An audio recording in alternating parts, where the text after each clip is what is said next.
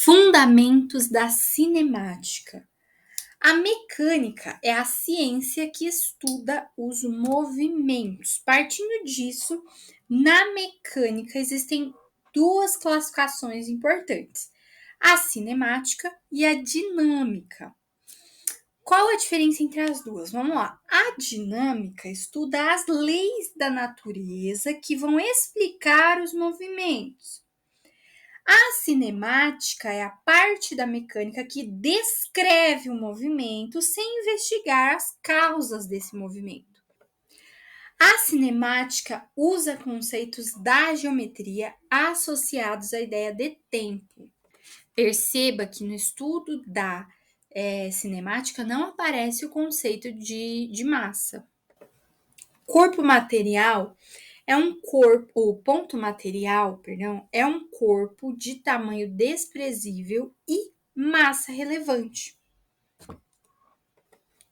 O tamanho desse corpo é irrelevante em comparação com o que está ao entorno dele, vamos dizer assim. Por exemplo, um carro é considerado ponto material viajando da cidade A para a cidade B. Agora, esse mesmo carro fazendo manobras em uma garagem é corpo extenso. Mas o que é corpo extenso? Se o carro está num espaço fechado, menor, né, nesse caso, ou seja, a garagem, o tamanho dele é relevante para o cálculo, para avaliar o movimento.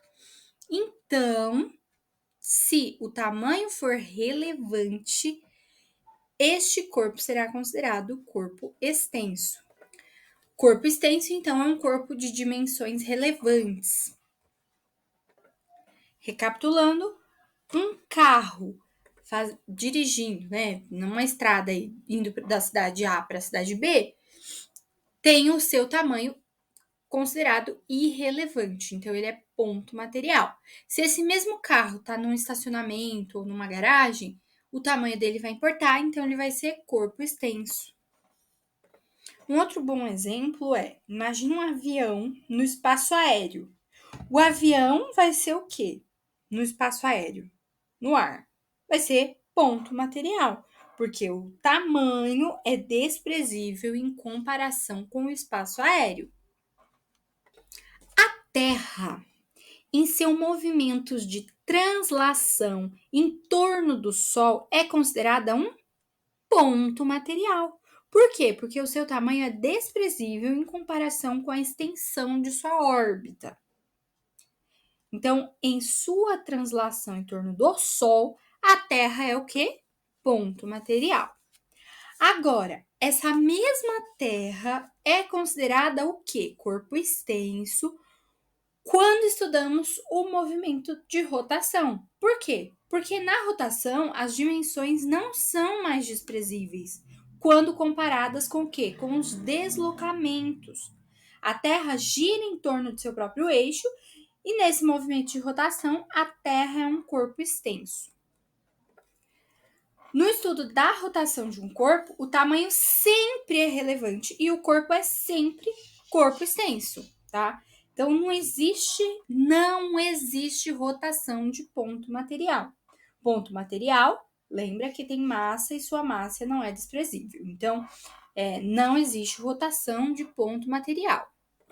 Ponto material realiza a translação. Corpo extenso rotaciona e translada. Nós vamos falar de referencial, mas antes eu quero passar uns conceitos importantes aí. Nessa figura, a gente tem aí um ponto P, né? E a gente tem alguns eixos X, Y, Z, né? Então, se um ponto material P, esse P aí, puder estar em qualquer lugar do espaço, a sua posição só ficará definida por um terno. Que terno? O que é terno?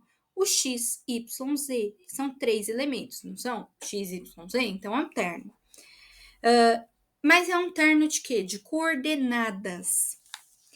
o conjunto de 3 eixos perpendiculares entre si, o que significa ser perpendicular? Formar 90 graus. Então, o conjunto de 3 eixos perpendiculares usado para se definir a posição do ponto material no espaço se chama sistema cartesiano triortogonal. E x, y, z do ponto material são coordenadas cartesianas que definem o quê? A posição do ponto material, que nesse caso é o nosso ponto P. E a gente chama x, né, de abscissa, y de ordenada e z de cota ou altura.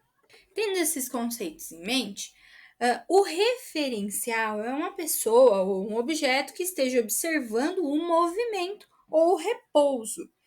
O sistema cartesiano triortogonal, que é o que eu acabei de explicar daquela figura, deve ser fixado em um local em relação ao qual temos aí a posição do ponto material. Esse local é chamado sistema de referência ou referencial. Repouso e movimento aí. Bom, repouso e movimento são conceitos o quê? Que dependem do referencial adotado. Não existe repouso absoluto nem movimento absoluto. Vamos lá.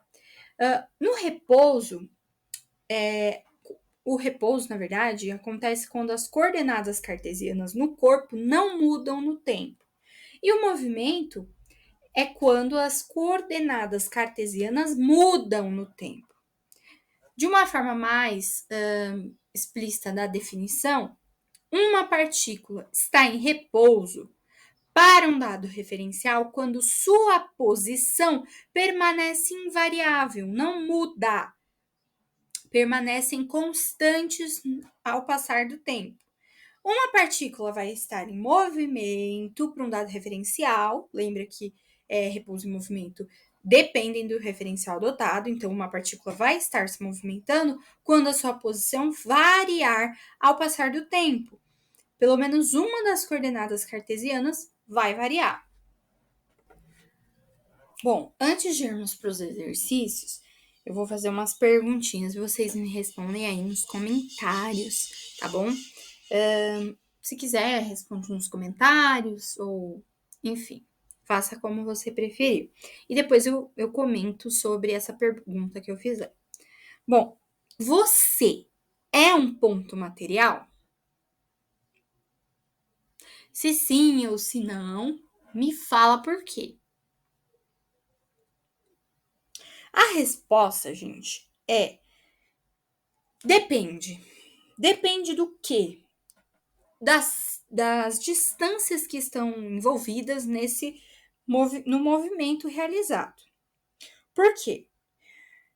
Você é considerado ponto material, por exemplo, quando vai a pé da sua casa até o seu trabalho. Vamos supor aí que seu trabalho é distante, vai. Então, você vai de a pé da sua casa até o trabalho, você é ponto material. Agora, se você vai deixar de ser ponto material quando você, por exemplo, vai fazer ginástica. Por quê? Porque os deslocamentos realizados, ou seja, o seu movimento na ginástica, são da mesma ordem de grandeza das dimensões, das suas dimensões, né, no caso. Certo? Agora, outra perguntinha. Ponto material tem massa? Vamos lá. Ponto material tem massa? Por quê? Bom, o ponto material é um corpo e todo corpo tem massa. Quando consideramos um corpo como ponto material, estamos desprezando seu tamanho, as suas dimensões, mas não a massa. Modelo Enem. Uma garota está dirigindo um carro cujo velocímetro indica um valor constante de 100 km por hora. A garota vai colidir com um poste antes da colisão. O poste está em repouso e a garota está em movimento? Não. O poste e a garota estão em repouso? Não. Por que não? Porque vai depender do referencial. Eu posso afirmar que o poste e a garota estão em movimento? Não, porque eu não tenho um referencial adotado. Para o referencial carro, para o carro, então, a garota que está dentro do carro está em repouso. Sim. E o poste para o carro, na visão do carro, o poste está em movimento. Sim. E para o referencial solo terrestre, então por o chão, a garota está em repouso e o poste em movimento? Não.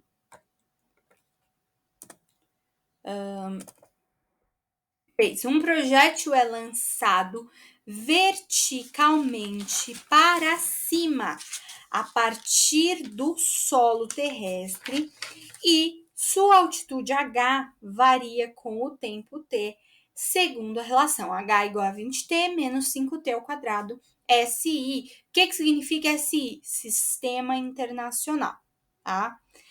Essa daí, olhando a grosso modo, é uma equação de trajetória? Bom, o que é a trajetória, na verdade? Trajetória, por definição, são pontos possíveis do móvel, pontos possíveis aí do ponto material no tempo. E a trajetória sempre vai depender do referencial adotado. A trajetória vai estar sempre em função do tempo. Então, nesse caso, a gente tem aí uma equação que não é de trajetória, não é uma equação de trajetória, porque essa equação em evidência está em função do tempo. E a equação de trajetória nunca vai estar em função do tempo. Vai estar em função do quê, então? Vai estar em função dos eixos x e y, tá?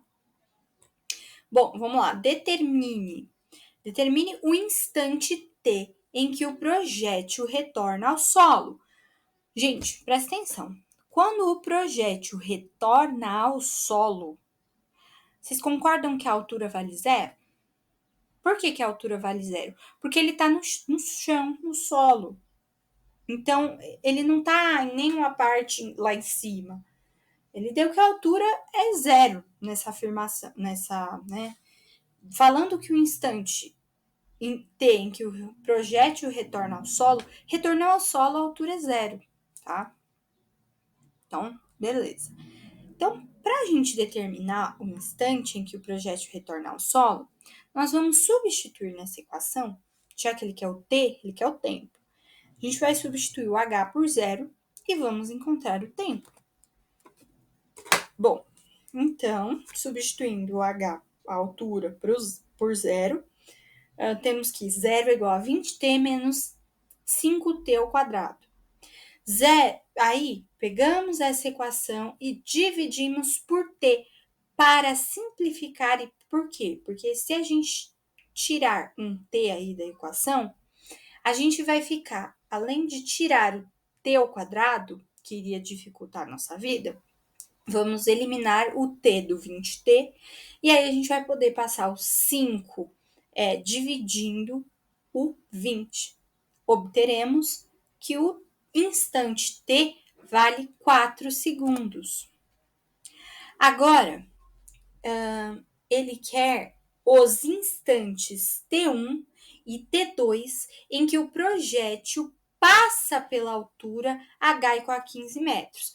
Bom, se na anterior ele falou que o projétil ia retornar para o solo, então a altura valia zero, aqui ele deu a altura valendo 15.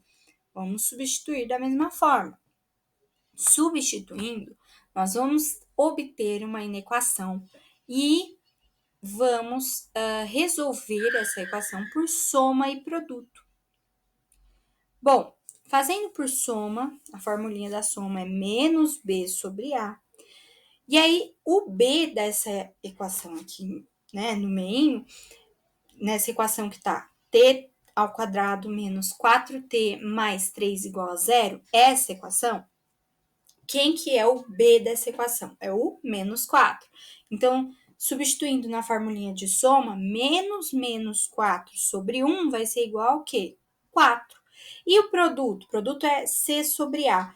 Então, vai ficar 3 sobre 1, que é igual a 3, né? E aí nós vamos identificar dois números. Um que multiplicado resulte em 3 e que somado resulte em 4. Esses dois números são 3 e 1. Então, os instantes T1 e T2 valem, respectivamente, 1 segundo e 3 segundos. Uma partícula descreve uma trajetória circular de comprimento czão igual a 8 metros. Bom, se a gente tem uma trajetória circular e vale 8 metros, então cada quadrante, porque aqui a gente tem quadrantes, primeiro, segundo, terceiro, quarto quadrante. Cada quadrante vale 2 metros, concordam? Se o total é 8, 2 vezes 4, 8. Então, cada quadrante vale 2 metros, certo? A equação horária do movimento da partícula é dada por S igual a 2T ao quadrado, Sistema Internacional SI, né? Válida para tempo maior ou igual a zero. Determine o instante T1 em que a partícula passa pela posição B pela primeira vez. Essa posição B corresponde a um quadrante. Então, vamos usar a equação horária do movimento da partícula dada pelo exercício. Vamos calcular primeiro o espaço em B, né, que eu mencionei, do primeiro, segundo, terceiro, quarto quadrante. Bom, se a trajetória circular total mede 8, então cada quadrante vale 2 metros, certo? É isso que foi feito aí no primeiro momento. Agora, vamos calcular o instante T1 que ele pede. Para calcular o instante T1, é só substituir o espaço em B, o S, em função do tempo, pelo espaço em B que nós encontramos, que vale 2 metros. 2 metros igual a 2T ao quadrado, então o instante T1 vale 1 segundo. Agora, ele pede a posição da partícula no instante T2 igual a 2 segundos. Nesse caso, ele deu o tempo da equação, né, o T da equação, e ele quer a posição, né, que é o S. Então, S é igual a 2 vezes, aí substitui pelo tempo que ele deu, que é 2 segundos, 2 vezes 2 ao quadrado, o S vai ser igual a 2 vezes 4, porque 2 ao quadrado vale 4, então S vai ser igual a 8 metros.